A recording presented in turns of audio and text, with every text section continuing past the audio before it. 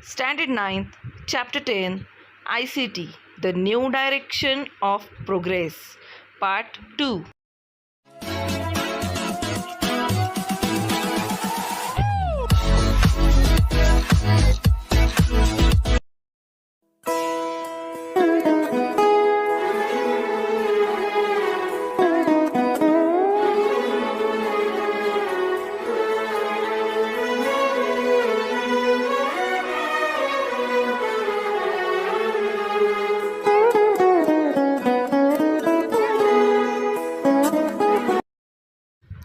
What we studied in our last session, can you remember? Yeah, we studied computer and its various parts and even their functions, and how in olden days people used to communicate with each other without mobile. Now we are going to proceed in this chapter. There are two main components of computer. Which are they? Yeah, it is hardware and software. Now, what do you mean by hardware and software? Let us study in detail. Hardware, it consists of all the electronic and mechanical part used in computer. म्हणजे कम्प्युटरमध्ये जे जे electronic आणि mechanical parts use होतात ते सगळे एकत्रितरित्या आपण त्याला हार्डवेअर असं म्हणतो. Now what do you mean by software? It refers to command given to computer, information supplied to its input and the result obtained from the computer after analysis of output.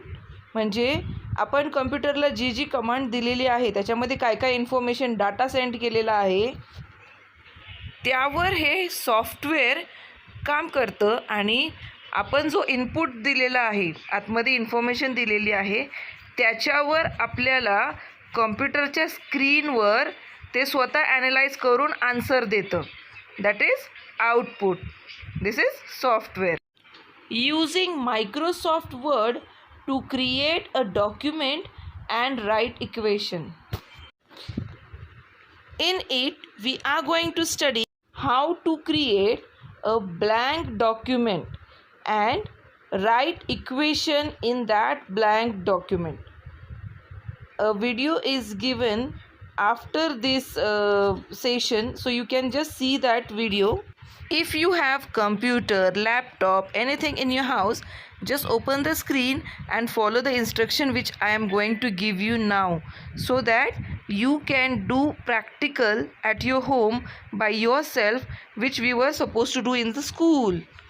First point, click on the icon on the desktop. तुमच्या डेस्कटॉपवर हा जो W नावाचा icon आहे याच्यावर click करायचं आहे. Select new option in the file tab and select the blank document option. त्याच्यामध्ये न्यू टॅबमध्ये जाऊन तुम्हाला फाईल टॅबमध्ये जाऊन एक ब्लँक डॉक्युमेंट ओपन करायचं आहे आणि त्यानंतर type the material on the blank page on the screen using the keyboard. Use the language, font, size, bold, etcetera options in the home tab. Home टॅबवर ऑलरेडी हे सगळे ऑप्शन्स दिलेले असतात. कुठले की तुम्हाला जे काही फॉन्ट आहे तो कुठल्या साईजचा पाहिजे नाही, कुठल्या स्पेसिफिक स्टाईलचा पाहिजे नाही, तो तुम्हाला बोल्ड पाहिजे नाही की नाही पाहिजे नाही, हे सगळं त्यांना वरती टॅबमध्ये दिलेलं असतं. You are just suppose to select from that home tab and then to type equation in the text, select equation option in the insert tab. आता इन्सर्ट टॅबमध्ये हे इक्वेशन नावाचं एक ऑप्शन आहे, तर तुम्हाला ते ऑप्शन सिलेक्ट करायचं आहे so that you can type your own equation there and then select the proper equation and type it using mathematical symbol. So basically it is very important for you all to know MS Office and MS Word first. तुम्हाला एक link share केलेली आहे, त्यामध्ये तुम्हाला detail demo दिलेला आहे, तो व्यवस्थित पहा. so that it will be easier for you to understand what I read just now. Using Microsoft Excel to draw graph based on the obtained numerical information.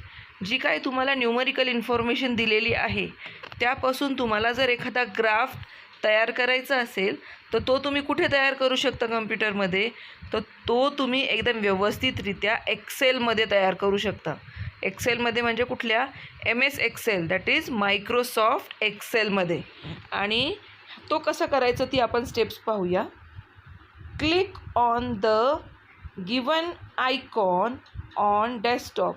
आपल्या डेस्कटॉपवर तुमच्या टेक्स्टबुकमध्ये दिलेले आहे आयकॉन, तसा आयकॉन तुम्हाला तुमच्या डेस्कटॉपवर दिसतोय, तो टॅप करा.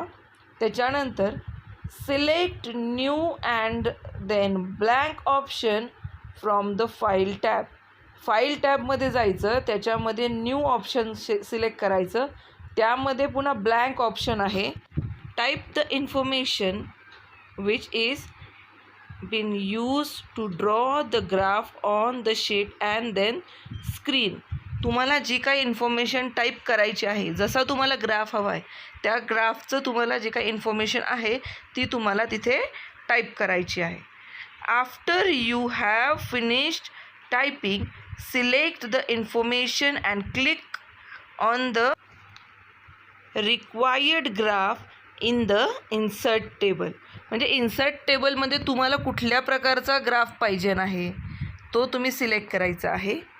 And then analyse the information using the graph. आणि त्याच्यानंतर तुम्ही जी काही इन्फॉर्मेशन दिलेली आहे ती तुम्हाला ॲनालाइज करायची आहे जी ग्राफमध्ये दिसते तुम्हाला. It is very easy. आणि हे सगळं तुम्हाला तुमच्या लॅपटॉपवर किंवा कम्प्युटरवर करून पाहायचं आहे whenever I am saying it. So please follow my instruction and do it yourself if you have computer or laptop. Otherwise you can see the link which I have given just below this video. This is very interesting and important topic of your as well as my life, that is using Microsoft PowerPoint in to create a presentation. आता तुम्हाला भरपूर वेळेस आम्ही शिक्षक लोक सांगतो की तुम्हाला प्रेझेंटेशन करता आलं पाहिजे. How you present whatever you want to explain to others. जे तुम्हाला इतरांना समजून सांगायचं आहे हे तुम्हाला प्रेझेंट करता आलं पाहिजे. आणि हे प्रेझेंट करण्यासाठी आपल्याला भरपूर वेळेस कॉम्प्युटरची मदत घ्यावी लागते, ज्यामध्ये तुम्ही पिक्टोरियल फॉर्ममध्ये समोरच्या लोकांना खूप व्यवस्थितरित्या एक्सप्लेन करू शकता. And it is very well sed, action speak louder than word. बरोबर. म्हणजेच तुम्ही जे स्क्रीनवर मुलांना जे काही समोरच्याला समजून सांगणार आहात तर ते त्याला लवकर समजणार आहे rather than only you speaking here. So try to follow my instruction.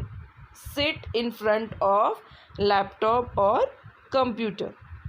Click on the icon on the desktop. आपल्या डेस्कटॉपवर हा जो PPTचा पॉवरपॉईंट प्रेझेंटेशनचा आयकॉन आहे त्याच्यावर क्लिक करायचं आहे. त्याच्यानंतर you must have with you the material and picture related to the topic on which the PPT is supposed to be made.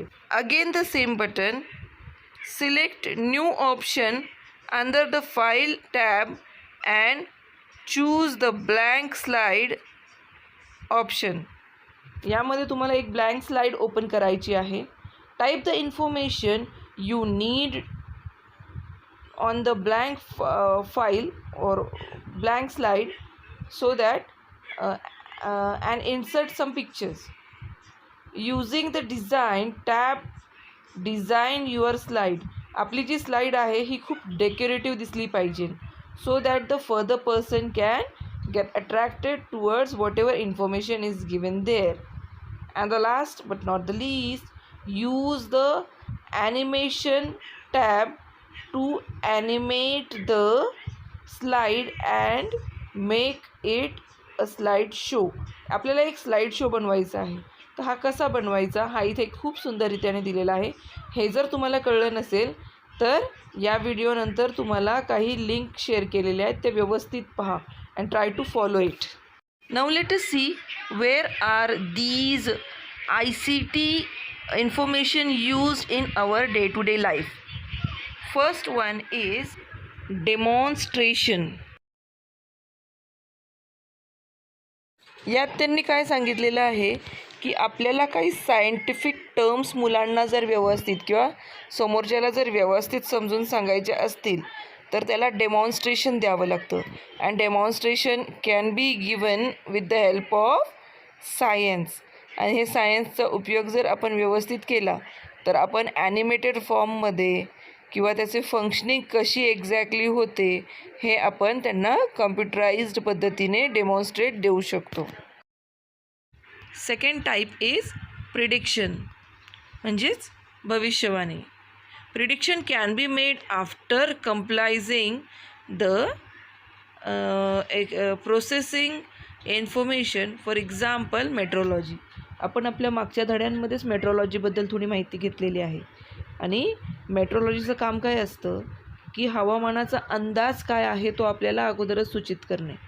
जसं जर समजा काही भागांमध्ये 3 दिवस 2 दिवस लागोपाठ पाऊस होणार आहे तर तिथल्या नागरिकांना अगोदरच सूचित करण्याचं काम हे मेट्रोलॉजीवाले करत असतात. And it is also done with the help. हे कॅल्क्युलेशन जे आहे यासाठी लागणारं ते सगळं कम्प्युटर फ्रॅक्शन ऑफ सेकंडमध्ये करत असतं. So it is very easier nowadays for scientists to calculate various equations with the help of ICT. And last one is collecting scientific information. आता आपल्याला जी काही सायंटिफिक इन्फॉर्मेशन आपल्याकडे आहे ती आपल्याला जर सांभाळून ठेवायची असेल तर it is suppose to be preserved in our house. यामध्ये सायंटिस्ट वेगवेगळा डाटा हा सेव्ह करून ठेवतात for the future generation to study in detail.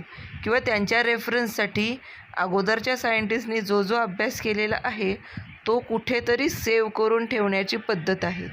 तर ही सेव्ह करण्याची पद्धत पूर्वी पुस्तकांमध्ये लिहून ठेवलं जायचं, पण आजकालची पद्धत जी आहे तर all data which you have and which you find yourself, it is very important, it is preserved in your computer, in your various data storage system such as your pen drive and so on.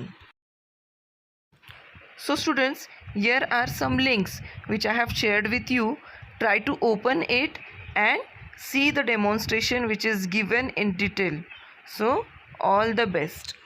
Here we end with this chapter.